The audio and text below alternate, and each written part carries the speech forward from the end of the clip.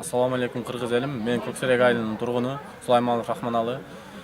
Ушул Көксерек айылынан чогойуп өскөн баламын. Ушул көптөгөн спорттун түрлөрүнө жакшы чыгып келип аткан мушкерлердин бири катары чыгып келип атам. VF Global, FFC, VF Selection, Naga Grappling көптөгөн жеңиштерге, жакшы ийгиликтерге жеттим. Буюрса мына мен братчикам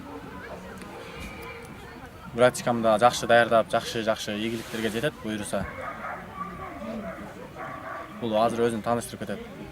Мен мына Пекомат, мен да ушул Пекем айткандай эле мен да Бекке жакында даярдык, жакында биринчи боюмду өткөрөйүн деп атам. Мен дагы Нага грэпплингтерге чыгып жүргөм.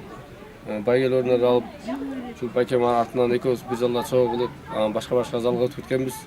Ошондон бери даярданып, Кудайга жакшы ушу айылда чоңоюп, ушу акелерибиздин арасында чоңойгонбуз.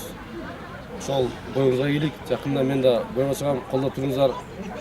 Буюрса 31 март күнү боло турган алыш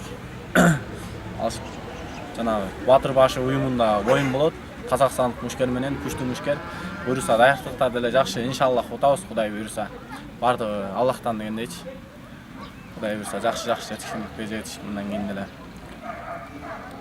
Мына урматтуу туугандар, биз Алапка районунун Көксерек айылындагы мындай Көксерек айылынын кулунуу, баатыры, спортсмендер атын ким эле?